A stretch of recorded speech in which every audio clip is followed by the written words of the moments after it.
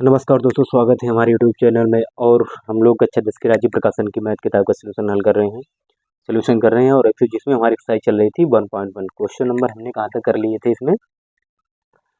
Question number हमारे इसमें हो चुके थे पीछे दिखाएंगे अभी। हाँ, क्वेश्चन नंबर 6 तक हो चुके। आज हम लोग शुरू करेंगे क्वेश्चन नंबर 7 से। क्वेश्चन नंबर 7 से शुरू करें। बाकी आशा करते हैं कि आप लोग ने पीछे बहुत अच्छे से देखा होगा, समझा होगा और समझ में आया होगा। और कोई सजेशन है, कोई सुझाव है तो आप बता सकते हैं। बहुत ही जल्दी हम लोग धीरे धीरे कंप्लीट करेंगे। डेली 1-2 वीडियो आएंगे और छोटी छोटी वीडियो हैं, ताकि तुम लोगों को देखने में कोई दिक्कत या परेशानी ना हो। आधा घंटा 40 मिनट 35-40 मिनट ऐसे ही वीडियो बनाया करेंगे। देखोगे क्वेश्चन नंबर 6 तक हम करवा चुके। क्वेश्चन नंबर 7 तुम्हारा क्या है दिख रहा होगा यहाँ पर। देखिए, कह रहा है कि व्याख्या कीजिए कि 3 गुणे 12 गुणे 101 प्लस 4 एक अभाज्य संख्या है या अभाज्य संख्या। बहुत ही सरल सवाल है, इसमें कुछ नहीं करना। हमें दिया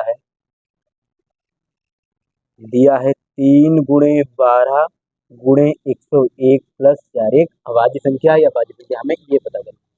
ये तुम लोगों को पता है भाज्य संख्या कौन सी थी, अभाज्य संख्या कौन सी थी। इसे तो हम हल करेंगे। इनकी जब क्या गुणा करा देंगे तो हो जाएगा 12 3 36 गुणे 101 प्लस के 4। अब 36 की 101 के साथ गुणा करा जाएगा। 36 एकन 36 जीरो, तो 36 के 36 आ जाएंगे। फिर 36 एकन 36 कितना है? 3636 प्लस 4। 3636 प्लस कितने हो जाएंगे? 3640। तो 3640 कैसी संख्या है? 3640 एक भाज्य संख्या है। यही हमसे पूछा था कि जो 3 गुणे 12 गुणे 101 प्लस 4 है, ये भाज्य संख्या है या अभाज्य संख्या है। आशा करते हैं आप लोगों को समझ में आया। अब क्वेश्चन नंबर अगला देखते हैं, क्वेश्चन नंबर 8। क्वेश्चन नंबर 8 क्या कह रहा है कि 18 और 117 के HCF को 18 m माने 117 के रूप में दर्शाया गया है। m का मान ज्ञात कीजिए, साथ ही 18 और 117 का एलसीएम ज्ञात कीजिए। सवाल समझ में आया कि कह रहा है कि 18 और 117 के HCF को 18 m मान 117 के रूप में दर्शाया गया है। m का मान ज्ञात किया जाए और 18 117 के हमें एलसीएम निकालना है। तो सबसे पहले हम क्या करेंगे? सबसे पहले हम यहाँ 18 और 117 के HCF निकालेंगे। 18 और 117 के अभाज्य गुणनखंड निकालेंगे। अभाज्य गुणनखंड। जब हम अभाज्य गुणन निकाल के 18 के अभाज्य गुणनखंड क्या हो जाएंगे? 18 के हो जाएंगे 2 गुणे 3 गुणे 3। क्या हो जाएगा? 6 6 18। इसी तरह हम 117 के निकालेंगे। 117 के निकालेंगे क्या हो जाएंगे? 3 गुणे 3 गुणे 13। 13 में 117 होता है तो 9 को तोड़ लेंगे। 3 गुणे 3। अब देखो, इसका एचसीएफ निकालेंगे तो एचसीएफ बराबर क्या होता है? जो दोनों में होगा निश्चित। देखो, इसमें भी 2 मिल रहा है, इसमें भी 2 मिल रहा है। फिर देखो, इसमें भी 3 मिल रहा है, वो इसमें भी 3 मिले, इसमें भी 3 मिले, फिर इसमें 3, फिर इसमें 3। तो इसका एचसीएफ कितना हो गया? 3 3 9 इसका एचसीएफ था, जो कि हमें दिया है। दिया क्या है कि कह रहा है कि 18 को 17 का जो एचसीएफ है उसे 18 m माइनस 117 के रूप में दर्शाया गया है। तो जो इसका जो एचसीएफ है, जो ये किसके बराबर हो जाएगा? 18 m माइनस 117 के रूप में दर्शाया गया है। अब इसको क्या करेंगे? एचसीएफ तो हम लोगों ने निकाला, कितना आया था? 9। तो ये 9 के बराबर हो जाएगा 18 m माइनस के 117। ऐसा करते हैं, इतना दिख रहा होगा, सही से समझ में आ रहा होगा। अब देखो, क्या ये तुम्हारा माइनस का इधर लाएंगे तो क्या हो जाएगा? प्लस का 9 प्लस 117 बराबर 100 वो बराबर 18। 9 और 117 को हम जोड़ेंगे तब तुम हो जाएगा कितना?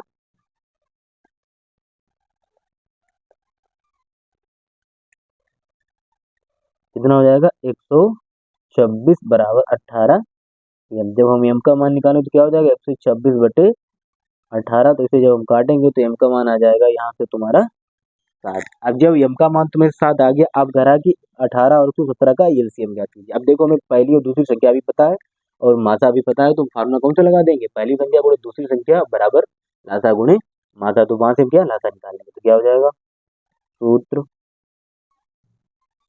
पहली संख्या गुणे दूसरी संख्या बराबर लासा गुणे मासा। इतना हो गया। पहली संख्या तुम्हारी कितनी है? 18 और दूसरी थी 117 बराबर में लासा हमें क्या करना है? निकालना है।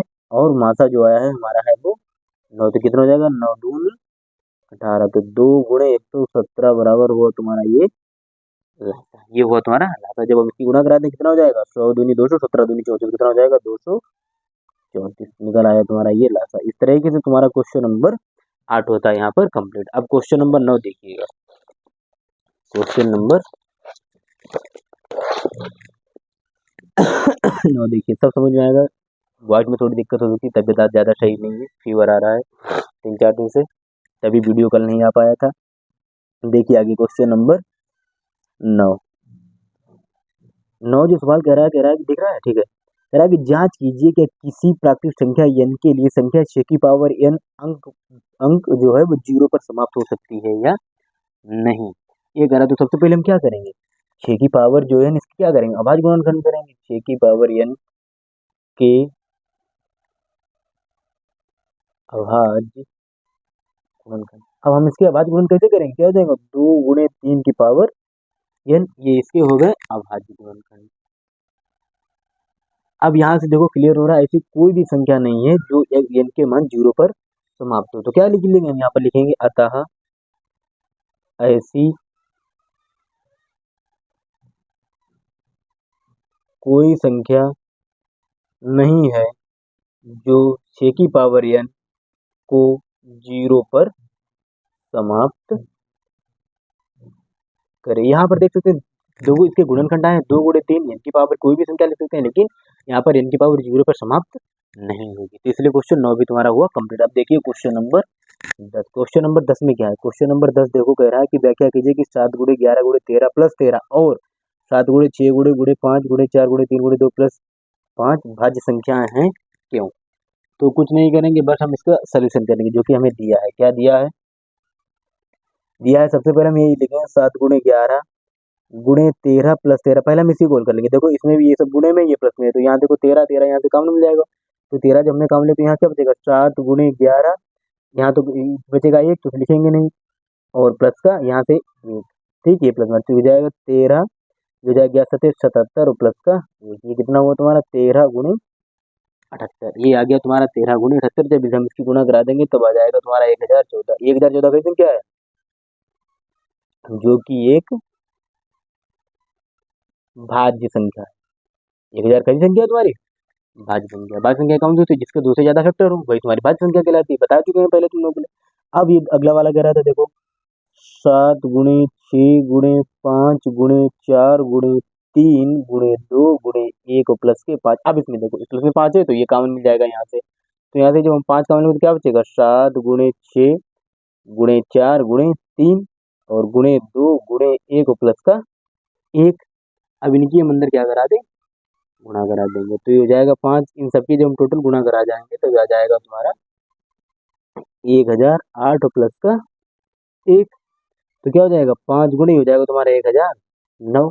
अब ये 1000 तुम्हारा 9 हुआ, गुणा करा तो क्या हो जाएगा 9 अपना 45, 0 5 1 5 आया 5045। 5045 भी तुम्हारी कैसी है, भाज्य संख्या, भाज्य संख्या है। आशा करते हैं आप लोगों को बहुत समझ में आ रहा होगा। अगर कोई दिक्कत परेशानी होती है, समझने में कोई दिक्कत होती है, आप दोबारा भी वीडियो देख सकते हैं। वीडियो हमेशा आपके पास अवेलेबल रहेगा, जितने भी टाइम चाहें जब चाहें तब देख सकते हैं। क्वेश्चन नंबर इस तरीके से आपका 10 भी कंप्लीट होगा। क्वेश्चन नंबर हम आते हैं यहाँ पर 11। आगे आ जाओ, कोशिश करेंगे कि ये पूरी एक्सरसाइज खत्म कर दे। क्वेश्चन नंबर 11 कह रहा है, ध्यान से पढ़िएगा, थोड़ा थ्योरिकल सवाल है कुछ नहीं, बस थोड़ा ध्यान देना है। किसी खेल के मैदान के चारों ओर वृत्ताकार पथ है, इस मैदान का एक चक्कर लगाने में सोनिया को 18 मिनट लगते हैं, जबकि इसी मैदान का एक चक्कर लगाने में रवि को 12 मिनट लगते हैं। मान लीजिए कि वे दोनों एक ही साथ और एक ही समय पर चलना प्रारंभ करके एक ही दिशा में चलते हैं, कितने समय बाद वे पुनः प्रारंभ की स्थापित होंगे। जैसे हम देखो तुम्हें समझा रहे हैं, यहाँ पर ये कोई वृत्ताकार मैदान और इसका चक्कर सोनिया लगाते हैं और रवि भी लगाते हैं। इसका मैदान है चक्कर, ठीक है, रवि। अब देखो मानो यहाँ से सोनिया ने स्टार्ट किया, ये पूरा चक्कर कंप्लीट किया कितने मिनट में, 18 मिनट में। फिर यहीं से रवि ने दौड़ना शुरू किया, यहीं से रवि ने दौड़ना किया, उसने कितने कंप्लीट किया, 12 मिनट में। कह रहा है कि मान लीजिए कि दोनों एक ही स्थान से समय पर चलना, दोनों एक ही स्थान, जैसे मान लो यहाँ से दोनों लोग चलना शुरू करते हैं, कितने समय बाद पुनः प्रारंभिक स्थान पर मिलेंगे। पुनः प्रारंभिक स्थान मतलब फिर वो यहीं पर मिले आकर, मतलब फिर वो कितने ऐसे चक्कर लगाए जिसमें जैसे वो यहीं पर फिर पुनः आकर मिले आकर दोनों लोग यहाँ से। तो हम कैसे लिखेंगे, यहाँ से लिखेंगे सोनिया द्वारा एक चक्कर लगाने में लगा समय की, लिखेंगे सोनिया द्वारा एक चक्कर लगाने में लगा समय बराबर कितना हो जाएगा, 18 मिनट। और रवि को कितना लग रहा है, 12 मिनट। तो ऐसे लिखेंगे रवि द्वारा एक चक्कर लगाने में लगा समय बराबर हो जाएगा क्या, 12 मिनट। अब हम क्या करेंगे, यहाँ से इसका हम क्या निकाल लेंगे, एलसीएम निकाल लेंगे। तो 18 और 12 के हम लोग क्या कर लेंगे, अभाज्य गुणनखंड कर लेंगे। क्या कर लेंगे, गुणनखंड क्या करेंगे, 18 के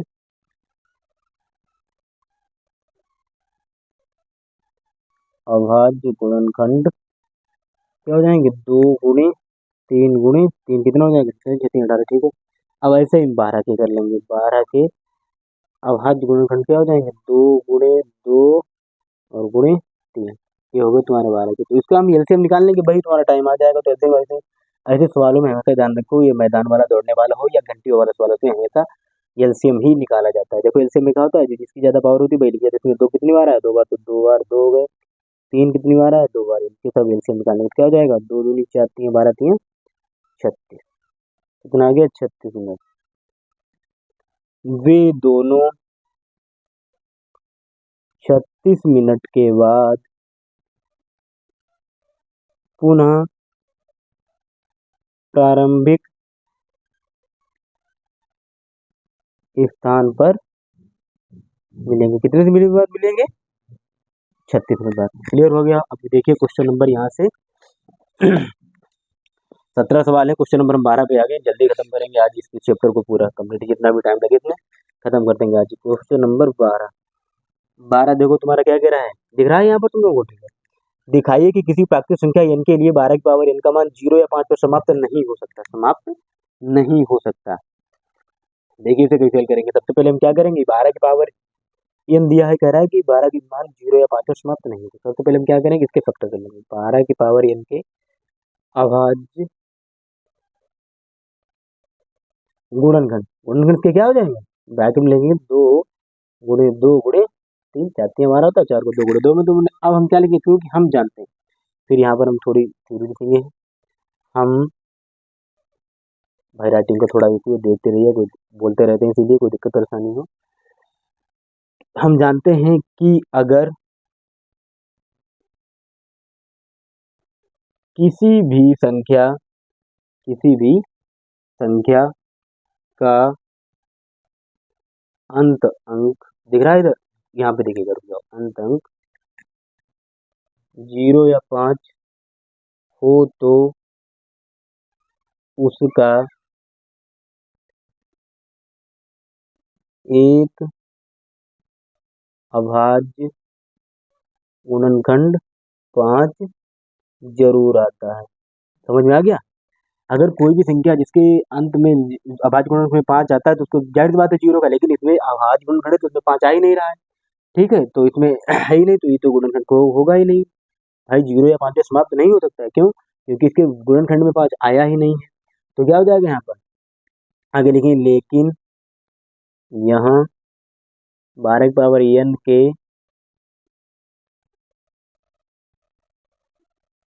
अभाज्य गुणनखंड के 5 गुणनखंड में क्या लिखा, 12 की पावर n के अभाज्य गुणनखंड में 5 कभी भी नहीं आ सकता, कभी भी नहीं आ सकता है।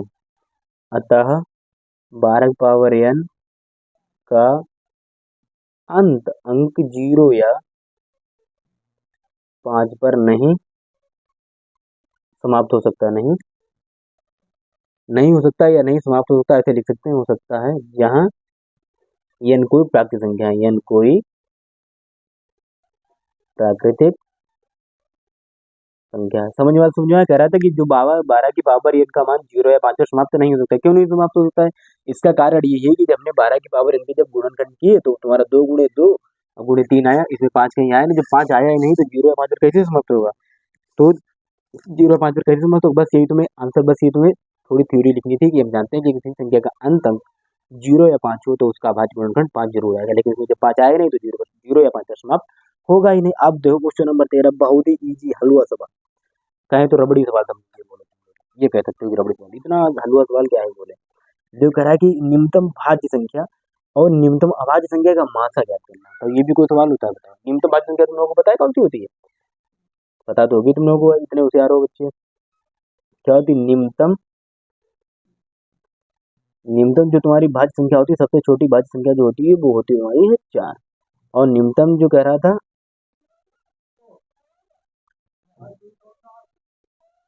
अभाज्य संख्या जो होती है वो होती है तुम्हारी 2। ठीक है, न्यूनतम भाज्य संख्या हुई तुम्हारी 4, न्यूनतम अभाज्य संख्या हुई तुम्हारी 2। अब यहाँ से देखिए हम क्या करेंगे, 4 और 2 का क्या हमें निकालना है, मासा। तो 4 के हम अभाज्य फैक्टर कर लेंगे, अभाज्य में क्या होता है 2 गुणे 2, और 2 के क्या हो जाएंगे 2। अब इनका हम मासा निकाल लेंगे, तो मासा क्या होता है, मासा वही होता है जो दोनों में हमें कॉमन मिल रहा है। इसमें भी देखो 2 मिल रहा है, इसमें भी हमें 2 मिल रहा है, तो क्या हो जाएगा, अब इसका मासा कितना आ जाएगा, कितना ईजी हल हुआ सवाल था।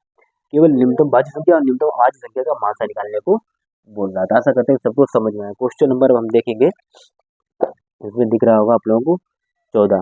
अंक गणित की आधारभूत प्रमेय का प्रयोग करके 120 और 144 का लासा और मासा ज्ञात कीजिए। बहुत ही सरल सवाल है। अब भाज्य गुणनखंड करेंगे इनके, हम लासा और मासा निकाल लेंगे, क्या ही दिक्कत है। देखिए क्वेश्चन नंबर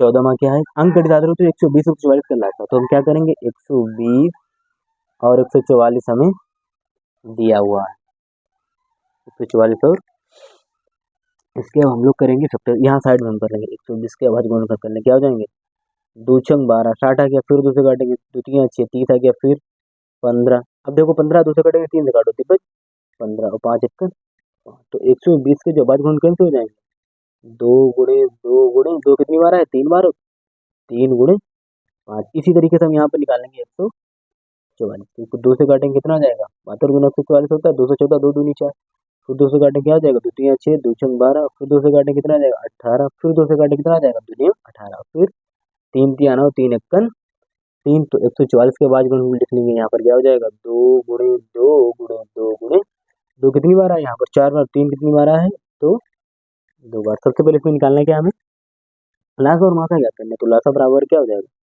लासा में क्या होता है तुम्हारा, सबकी जितनी ज्यादा पावर होगी भाई तुम्हारा लासा। देखो इसमें 2 आया है 3 बार, इसमें आया 4 बार, तो 2 कितनी बार लिखा जाएगा, 4 बार। 3 इसमें 2 बार आया, तो 2 बार 3 और 1 बार 5, इन सबकी जब हम गुणा करा जाएंगे तो आ जाएगा हमारा 720। निकाल लिया तुम लोगों ने लासा। अब बस मासा निकालने के, मासा में क्या होता है, जो संख्या दोनों में कॉमन हो वही तुम्हारा मासा हो जाता है। देखो इसमें 2 कितनी बार है, 3 बार, वो 4 बार, इसमें 3 बार, तो 3 कॉमन मिल रहा है, तो 2 हो जाएगा 3 बार। इसमें देखो 3 मिल रहा है, देखो 1 बार 3 मिल रहा है, तो 1 बार 3, बस यही तुम्हारा हो जाएगा मासा। 2 दूनी 4, 4 3 2, 2 दूनी 4, 2 8 3 24, मासा इसका निकल आया 24। इस तरीके से क्वेश्चन नंबर 14 भी तुम्हारा हुआ कंप्लीट। 15 16 17 3 सवाल बचे हैं। क्वेश्चन नंबर आप लोग 15 देखिए, 15 देखिए, कह रहा है कि यदि मासा 35 45 5 है तथा लासा इतना था, तो और ये बराबर 63 गुणे ये हो, तो ए का मान हमें ज्ञात करना है। ठीक है, देखो इसमें तुम्हें दोनों संख्याएं भी दे रखी है, देखो पहली दूसरी संख्या भी दे रखी है, मासा भी दिया लासा भी दिया है। ठीक है, ये देखो पहली संख्या दूसरी संख्या मासा, इनका लासा लासा के बराबर ये दिया है, और ये तुम्हारी संख्या हो जाएंगे, मासा इनके पास दिया है, तो हम लोग फार्मूला कौन सा लगा देंगे, लासा गुणे मासा वाला, और पहली संख्या गुणे दूसरी संख्या, ये वाला इसमें फार्मूला लग जाएगा। तो देखो क्या इसमें हमें दिया है इसमें 35, और जो 45 का मासा है वो हमें दिया है कितना 5, लासा जो है 35 45 का हमें कितने के बराबर दिया है 63 गुणे ए के बराबर, तो हमें ए का मान निकालना है। तो सूत्र हमें पता है, सूत्र क्या होता है, सूत्र अपनी भाई पहली संख्या गुणे दूसरी संख्या बराबर क्या होता है, लासा गुणे मासा। अब देखो पहली संख्या तो तुम्हारी कितनी है 35, दूसरी संख्या कौन सी ये 45, लासा ये देखो तुम्हारा दिया है 63 गुणे ए, और मासा इसका कितना दिया है 5। ठीक है, तो 5 से काटो, 5 सत्ते 35, 5 सत्ते 35।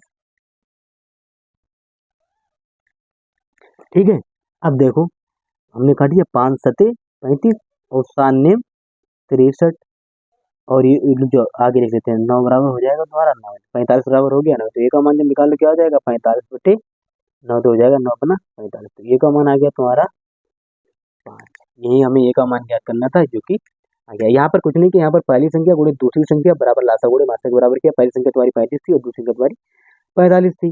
और जो कि लासा दिया उसका था किसके बराबर था, 63 गुणे ए के बराबर था, और मासा तुम्हारा 5 दिया था, सीधे सीधे यहाँ से हमने हल कर लिया। क्वेश्चन नंबर आ जाते हैं 16। 16 देखो, 16 भाई बहुत है थर्ड, केवल समझना है, बाकी इसमें कुछ नहीं। ये नहीं सोच लो कि इसमें संख्या दी है कि गुणनफल दे दिया, सीधे देखो कह रहा है कि यहाँ पर देखिए, यहाँ पर फिर ये संख्याओं ए और बी का मासा इतना है, इन संख्या का गुणनफल इतना है, तब इन संख्याओं का लासा। देखो दोनों संख्याओं जो दी होती है उनका सीधे सीधे यहाँ पर गुण, पहले संख्या दी होती है, इसमें क्या क्या बोल दिया गया, इनका सीधे गुणनफल लिख दिया जाएगा। और मासा में पता है लासा निकालना बहुत ईजी, इस वाले सीधे फॉर्मूला लगाते हैं, क्या हो जाएगा देखो, ए और बी का हमें मासा दिया हुआ है कितना है, ये 12 है, और इनका ए बी का गुणनफल कितना है 36। तो लासा निकालना तो फॉर्मूला क्या होता है,